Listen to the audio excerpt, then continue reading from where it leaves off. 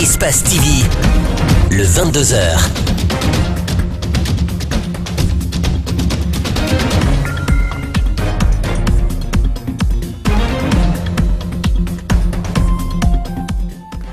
Vous regardez Espace TV, c'est un plaisir de vous retrouver, mesdames et messieurs, bonsoir.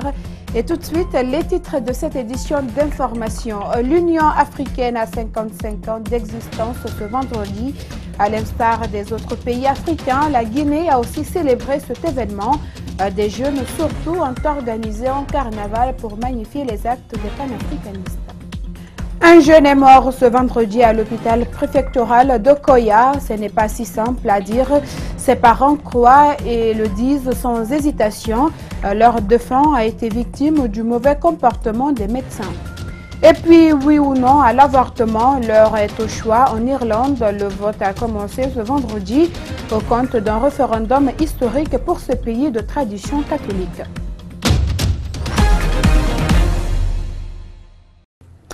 Encore une fois, bonsoir. 25 mai 1963, 25 mai 2018, l'Union africaine a célébré ce vendredi ses 55 ans d'existence. L'organisation continentale créée au lendemain de la décolonisation avec pour objectif d'aider les pays à accéder à leur souveraineté. Dans quel contexte l'institution panafricaine a été mise en place? Élément de réponse avec Idrissa Bari et Amara Alexiosila. L'OUA, Organisation de l'Unité africaine, au début est née de la volonté des chefs d'État africains, des pays indépendants, en vue de parachever le processus de décolonisation et de notifier la présence du continent dans le concert des nations. Avant l'OUA, une organisation sous-régionale existait déjà, nommée le Conseil de l'Entente, créé en 1959. Après l'indépendance du Ghana et celle de la Guinée, une seconde institution sous-régionale a aussi été créée par ces deux nations qui venaient d'accéder à leur souveraineté. C'est à l'issue de ces deux structures que l'idée de créer une institution supranationale et continentale que le président éthiopien d'alors, Haïlé Sélassié, a invité 30 pays d'Afrique à Addis Abeba pour la création de l'Organisation de l'Unité africaine, OUA.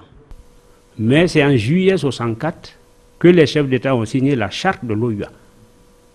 L'OUA, c'était une organisation qui devait protéger les pays indépendants d'Afrique, faire en sorte que les autres pays, n'est-ce pas, des autres continents aient un nouveau regard sur l'Afrique, et surtout parachever la décolonisation, parce qu'à cette époque, toutes les colonies portugaises n'avaient pas leur indépendance.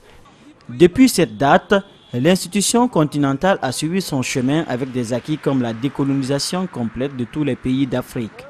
L'organisation a aussi changé d'appellation, passant de l'OUA à l'Union africaine UA en 2002. Malgré cela, des défis restent encore à surmonter par les chefs des États africains sur les plans sociopolitiques et économiques. Quand on va mutualiser tout ce qu'on a au niveau de la CEDEAO avec une monnaie commune, on résistera moins. Et c'est avec ça qu'on peut, n'est-ce pas, compétir avec les autres. Si nous aussi on ne se regroupe pas, s'il n'y a pas la volonté politique, il ne sert à rien de tenir des réunions. Il ne sert à rien. Ce 55e anniversaire est célébré sous le thème « Vaincre la corruption, une option durable de transformation de l'Afrique ». Une thématique qui interpelle sur la nécessité de consolider et de rationaliser les institutions africaines afin de jouer pleinement leur rôle dans l'unification de l'Afrique. L'OUA, devenue UA, fait face de nos jours à de sérieuses inquiétudes en termes de développement économique, de quiétude sociale, même si par endroits il y a quelques avancées sur le continent, une préoccupation qui interpelle les dirigeants de l'Afrique à l'occasion de ce 55e anniversaire. Reportage Guibrilba et Abdoulaye Kamara. Cette année, c'est la lutte contre la corruption qui retient l'attention des chefs d'État africains. Un combat qui devra s'appuyer sur une volonté personnelle de chacun, introduit notre interlocuteur. Ce phénomène devient un véritable frein à toutes les politiques de développement de l'Afrique. Tant que les dirigeants ne prennent pas conscience de cette réalité-là, c'est clair qu'on ne peut pas lutter la corruption. Mais s'il y a la volonté, je peux vous garantir que voilà, c'est l'impunité en fait qui engendre, à mon avis, la corruption. Pour y remédier, Plusieurs efforts ont été déployés pour relever ces nombreux défis qui provoquent l'érosion du tissu économique, social et culturel et menacent la souveraineté et l'intégrité territoriale de nos États. À l'heure du bilan, pour ce 55e anniversaire de l'Organisation de l'Unité africaine, il faut noter les conflits armés dans certains États, le terrorisme, sans oublier la migration illégale. Ces problèmes contemporains expliquent la vulnérabilité des pays africains, ajoute Camara. L'Union africaine, ce qu'elle peut faire aujourd'hui, c'est justement encourager les États à mettre en place des politiques de développement, parce qu'en réalité, c'est la seule solution. Ce tableau triste ne l'amène pas à négliger quelques efforts entrepris en Afrique depuis la création de l'Union africaine. Vous prenez dans le domaine de la sécurité collective. La sécurité collective, l'Union africaine a quand même mis en place une architecture, un cadre, d'abord pour prévenir les conflits et pour essayer de les résoudre. L'Union africaine s'est beaucoup investie dans la Corne de l'Afrique, notamment en Somalie et ainsi de suite. Et en Centrafrique aussi, elle s'investit, malgré qu'elle n'a pas beaucoup de moyens. L'autonomie financière des États africains est un problème à résoudre pour que des valeurs d'une unité s'enracinent, puis s'occuper des différentes préoccupations quotidiennes des peuples. Et comme je vous l'annonçais dans les titres, le mouvement Sékou Tourisme a organisé ce vendredi une marche pour célébrer la date anniversaire de la création de l'OUA, actuelle Union africaine. Cette démarche est partie du pont de Moussodougou à l'esplanade du Palais du Peuple, où plusieurs organisations de la société civile guinéenne ont participé à cette célébration. Les images de Kerno Sadouba et de Mohamed Balek Touré commentées par Mamadou Saluba. C'est le 25 mai 1963 que 30 pays d'Afrique se sont retrouvés à Addis Abeba pour créer alors l'Organisation de l'Unité africaine avec comme objectif aider les pays du continent à accéder à leur souveraineté nationale. Pour commémorer cette date, le mouvement Sékou Tourisme a organisé ce vendredi une marche pour célébrer cette institution continentale et appeler les Africains à l'unité. Toute l'Afrique est une aujourd'hui. Notre action a pour seul but de contribuer à la réhabilitation de notre unité guinéenne, cette unité conforme à notre hymne de l'unité, et enfin à celle de l'Afrique, une nation, une monnaie, un drapeau. Quand on regarde la Libye, quand on regarde des pays un peu, on ne savait pas dire que c'est les Libyens ou la volonté de l'État libyen. Mais ce qui se passe un peu, c'est pas bon. Donc nous voulons que ce racisme soit banni dans toute l'Afrique. Depuis 2002, l'OUA est devenue Union africaine. Son but, œuvrer à la promotion de la démocratie, des droits de l'homme et du développement à travers l'Afrique. Pour ces jeunes activistes, la tenue de cette manifestation est une opportunité pour eux de perpétuer les idées révolutionnaires des pères fondateurs de cette institution. Et ce qui est aussi motivant, c'est que c'est la jeunesse qui fait renaître aujourd'hui cette philosophie passée, je veux dire, cette idéologie, cette philosophie. Cet événement vient galvaniser la foi révolutionnaire de toute l'Afrique. On est à la recherche de la vérité, de la justice et de la réconciliation. On ne peut pas parler de cette journée sans parler du camarade Ahmed Sékou Touré, celui qui a tout donné pour ce continent. On ne peut pas parler de cette journée sans parler du premier secrétaire général de l'Union africaine, de l'OUA, l'Organisation pour l'Unité africaine. Je vais parler du camarade Diallo Telli. Dans ses objectifs, l'UA compte créer une banque centrale de développement. Pour son fonctionnement, l'Union africaine s'est dotée d'institutions comme la Commission, le Parlement panafricain et le Conseil de paix et de sécurité. Et ce 25 mai, les religieux aussi ont participé à la fête à leur manière. Une prière a été organisée à la paroisse Saint-Michel de Koleya en présence de plusieurs pays de différents continents. Une messe a été dite pour la paix, la solidarité et la fraternité de toutes les nations. Mamadou Kalisso et Ibrahima Sorissouma. L'Union africaine n'est plus l'apanage des politiques. Les religieux entrent dans la danse. Désormais, chaque 25 mai, la journée des nations sera célébrée. Une manière pour eux de participer au panafricanisme. Ce vendredi, une messe a été dite à la paroisse Saint-Michel de Koleya pour la paix, la solidarité et la fraternité. Cette prière s'est déroulée en présence des représentants de plusieurs nations. Donc pour nous, fêter les nations, c'est fêter d'abord Dieu qui nous a créés et qui nous a placés sur toute la terre. Fêter les nations, c'est aussi se rappeler que nous sommes tous frères d'un même Dieu et qui voudrait que nous soyons solidaires. Tout à l'heure, nous l'avons entendu à la prière, Dieu nous appelle à la solidarité, à la fraternité, à la vérité, à la justice. Pour cette deuxième édition, c'est la Côte d'Ivoire qui a été choisie comme présidente d'honneur. Les représentants ivoiriens disent être honorés par cette distinction. Non, ça veut simplement dire que nos pays ne doivent pas vivre en autarcie et qu'il faut qu'on sache qu'à côté de nous, il y a d'autres pays. C'est la solidarité que cela développe. Si demain la Côte d'Ivoire a des problèmes, il faut que la Guinée lui vienne en aide et vice-versa. Parmi les nations qui ont pris part à cette rencontre, bon nombre d'entre elles ont présenté des mets spécifiques. C'est le cas de la Centrafrique. Je suis Mme Fofana Léocadie Colette Diallo. Je représente la communauté centrafricaine ici. Les mets qu'on a présentés aujourd'hui, il y a le coco qu'on a préparé avec du poisson sec. Et puis on mange avec la banane. Et j'ai préparé, il y a une soupe de galettes fraîches avec la sauce gombo. Mais la galette, il y a une courge là, on ne trouve pas ça en Guinée ici, en tout cas en Centrafrique. Selon les organisateurs, cette rencontre est ouverte à toutes les nations, sans distinction aucune. Rendez-vous le 25 mai 2019. Les premières pluies de Conakry commencent déjà à inquiéter certains habitants de Conakry. Ordures, pression forte de l'eau sur les habitations au risque de faire des dégâts. Voilà la situation à laquelle les citoyens de Sangoya Marché, secteur Yaratodé, se trouvent confrontés à chaque période des pluies. Malik Siongana Kamara, Abdoulaye Kamara les ont rencontrés pour connaître leur calvaire. La corniche de Sangoya est une route très fréquentée par des usagers. Les piliers de ce pont, qui facilitent la traversée, est bourré d'ordures. Après chaque grande pluie, les tas d'ordures augmentent de hauteur et la pression de l'eau qui découle de ces couloirs se dirige dans les habitations des riverains. Chaque hivernage, peut-être le minimum que moi je débourse de ma propre poche, c'est 1 million et quelques pour faire déboucher ici. Après chaque pluie, on est obligé de déboucher. Le pont a été très mal fait. Très mal fait. Il est très bas. Les ordures qui viennent ne peuvent pas passer.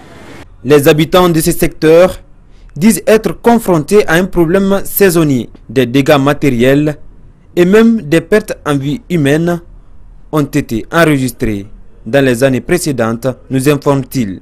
La clôture que vous voyez comme ça a fait tomber l'année passée. L'année surpassée, tu as vu la clôture qui est là, ça a fait tomber.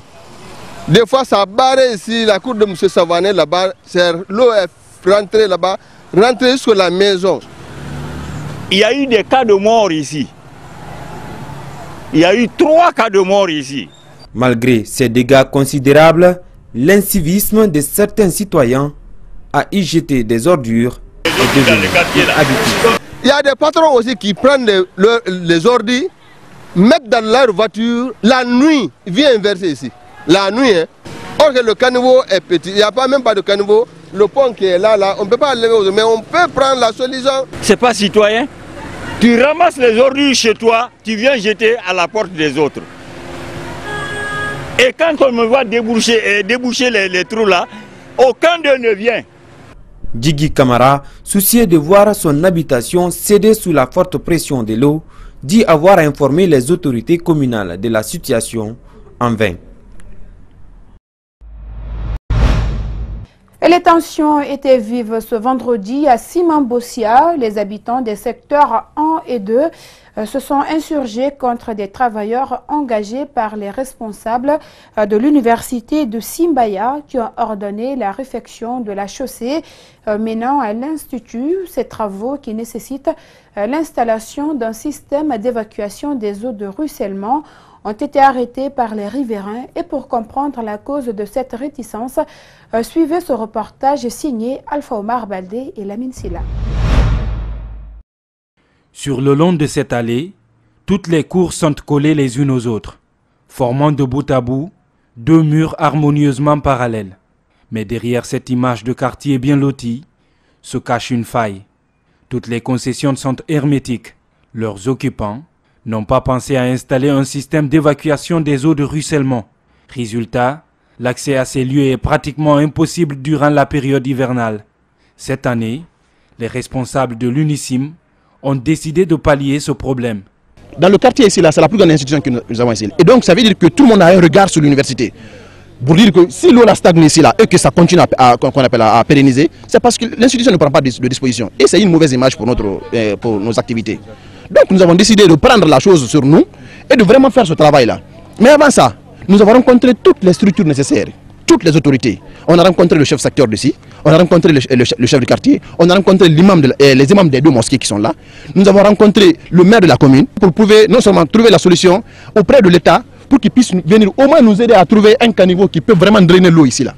Mais les principaux bénéficiaires s'opposent à la poursuite de ces opérations. Tout le monde s'est mobilisé pour venir voir qu'est-ce qu'ils envisagent de faire, parce qu'on n'a pas été consulté. Le chef quartier là, on se connaît, mais il ne m'a jamais en parlé. Nous sollicitons qu'il y ait une rencontre, que ceux qui sont en train de faire les travaux et tous les concessionnaires, plus le quartier, que nous nous retrouvions ensemble, trouver une solution. En attendant, il faut bloquer ce travail-là pour qu'on trouve une solution. Pour comprendre cette résistance, il faut parcourir le quartier en profondeur. Chaque année, ces habitants qui vivent en aval doivent lutter avec les eaux. Leurs concessions difficilement accessibles quand il pleut sont remplies d'eau durant tout l'hivernage. Ils exigent donc une garantie des autorités du quartier que ces canaux de conduite des eaux seront prolongés jusqu'au niveau des caniveaux de la route principale pour leur éviter une charge supplémentaire. À l'hôpital préfectoral de Koya, au cœur d'une grave polémique, venu pour des soins au sein de cet établissement sanitaire, Mohamed Bangoura, au dire de ses parents, a été victime d'une négligence des médecins. Après plusieurs jours d'hospitalisation, le jeune est décédé ce vendredi alors qu'une de nos équipes de reportage était venue le voir.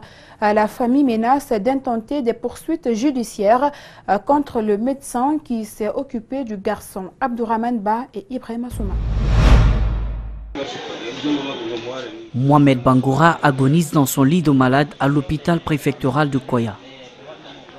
Après 2 semaines d'hospitalisation, il n'a pas survécu. À son arrivée dans ce centre médical, ce jeune se plaignait d'une douleur abdominale. Le médecin, sans résultat de sa consultation préliminaire, propose une intervention chirurgicale d'appendicectomie pour un montant de 500 000, alors que sur ce tableau, il est mentionné une somme de 200 000 francs guinéens.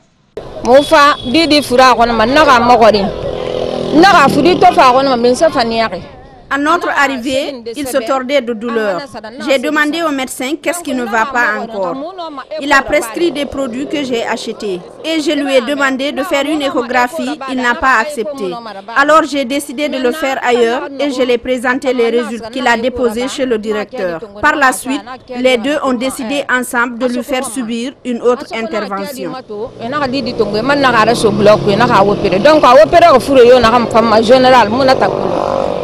Depuis l'intervention des médecins, le jeune est abandonné par les titulaires, seulement quelques stagiaires qui viennent lui injecter des perfusions. Sur ces images où l'on voit Mohamed en train de se tordre de douleur sous le regard impuissant de la famille, aucun médecin n'est venu lui apporter une aide. Il lui a fallu plusieurs heures dans cet état pour enfin voir le directeur de l'hôpital et le médecin qui a dirigé l'intervention répliquer. Pourtant, la famille aurait demandé volontairement une évacuation sanitaire, demande rejetée par l'hôpital, d'où cette menace brandie par la mère de Bangoura. Je ne pardonne pas. Où qu'ils veulent, je suis prête. Dans cet hôpital, il n'y a rien si ce n'est des tueries. Qu'est-ce que ces médecins répondent à ces accusations? Ils ont tous disparu après le décès de Mohamed Bangoura. En attendant que la justice ne demande des comptes aux médecins de cet hôpital préfectoral, ce sont de nombreux patients qui sont victimes de ces pratiques, contraires au serment d'Hippocrate. Et religion à présent, la 37e édition de lecture, récitation et interprétation du Coran est officiellement lancée ce vendredi.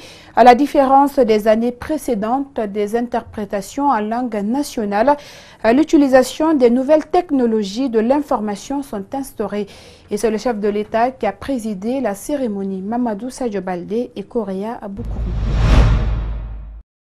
Le chef de l'État a un emploi du temps chargé. Il s'excuse près des religieux.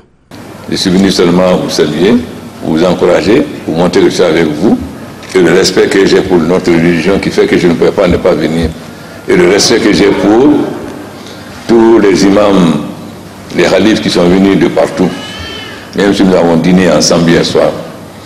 Donc vous m'excuserez de ne pas pouvoir continuer avec vous.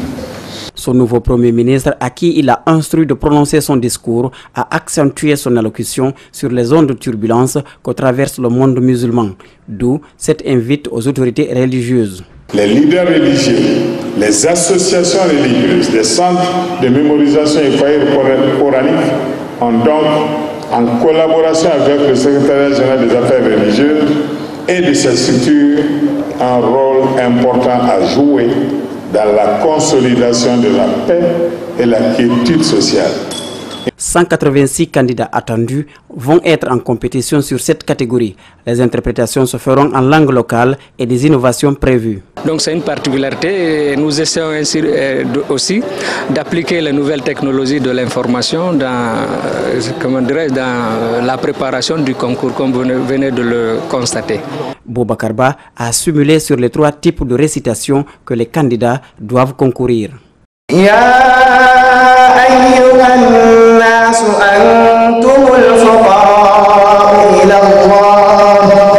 Pour cette 37e édition, le jury est composé de 10 membres. Sur les différentes catégories, il y aura la narration en warsh, nafs et qaloum, la récitation du Coran en entier en nafs, de sa moitié, de 20 chapitres, de 10 et de 5. Enfin, la dernière catégorie sur l'interprétation du Coran en langue locale.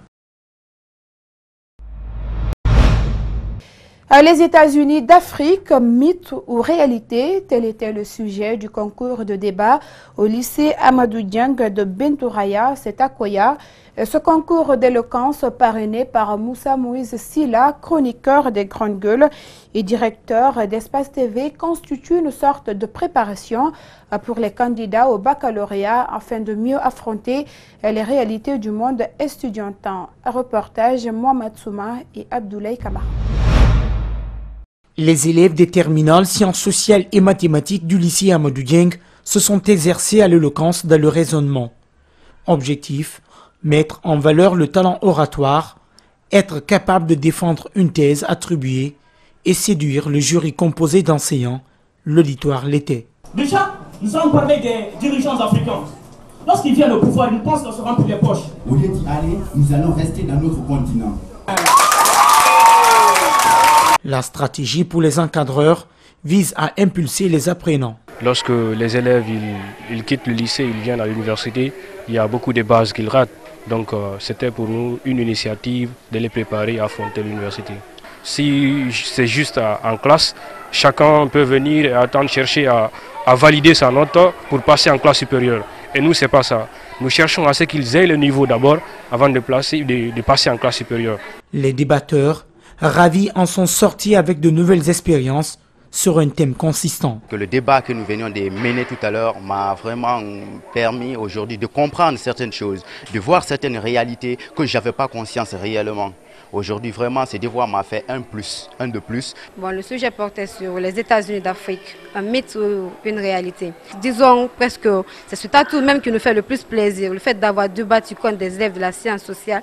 Parrain de cette tribune, Moussa Moïsilla, le chroniqueur des Grandes Gueules d'Adafo Média, n'a pas manqué de conseils et d'encouragement à l'endroit des débatteurs.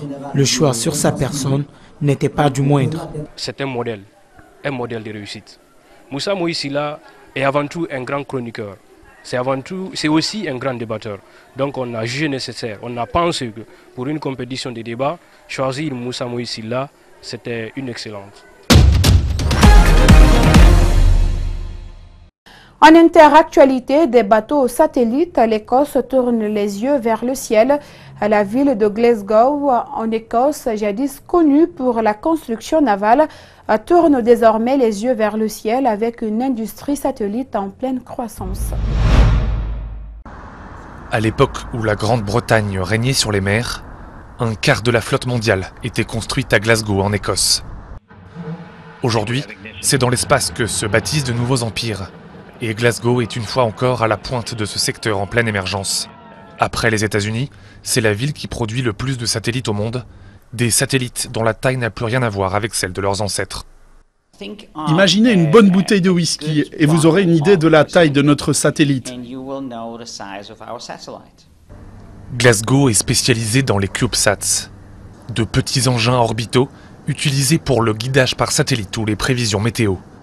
Spire Global et son voisin Clyde Space construisent environ un satellite par semaine.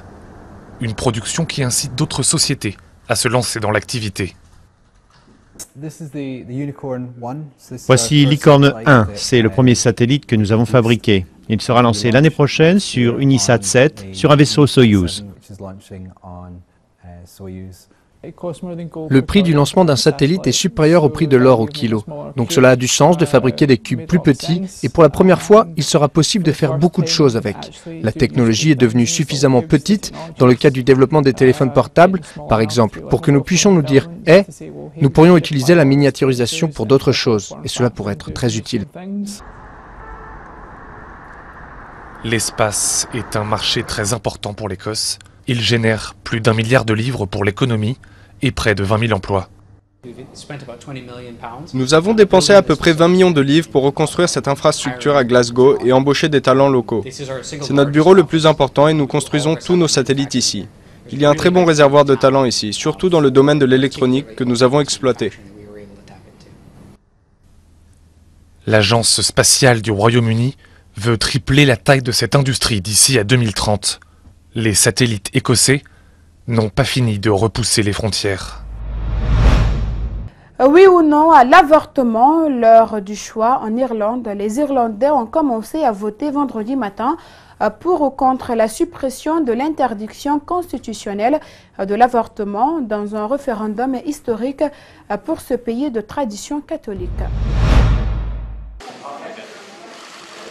Always get a little buzz from voting. It just feels like it's democracy in action.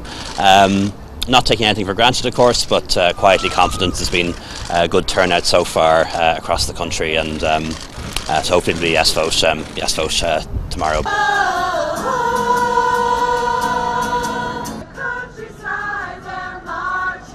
If the 8th Amendment wasn't there in 1998, I wouldn't be here today.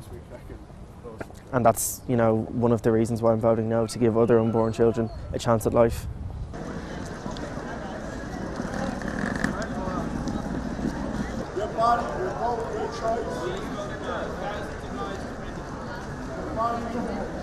Yeah, I don't think it's an easy choice at all. I mean, I'm personally voting yes tomorrow because I'm for choice in any given situation. I think it's important for, especially anyone that finds themselves in such a difficult situation, to be able to have the choice to vote and to be able to have the choice in what they do with their own body, and that's it really. Yeah.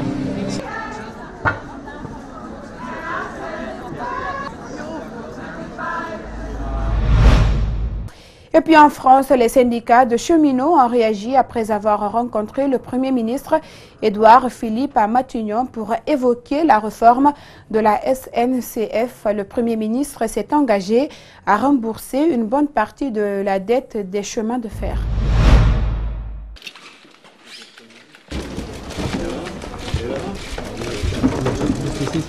On a un gouvernement qui semble plus ouvert mais qui a toujours du mal à s'engager. Donc on attend les réponses et par exemple nous avons demandé une table ronde tripartite comme on le fait depuis un certain temps pour que le gouvernement fixe ses engagements par écrit vis-à-vis des grévistes. Le Premier ministre ne nous a pas dit non, il a dit qu'il réfléchissait au sujet et qu'il donnerait une réponse très prochainement. Rien de neuf, la caisse du statut des cheminots est en œuvre, voilà, donc pour moi on n'en tire rien de neuf. Il n'y aura pas d'impôt SNCF c'est bien une charge supplémentaire pour le contribuable qui sera remboursée dans les conditions du remboursement de la dette par le contribuable. Et voilà, c'est la fin de cette édition d'information réalisée par toute l'équipe d'Espace TV. Merci à tous de l'avoir suivi et l'info continue sur notre site web à www.espacetvguinée.info et bonsoir.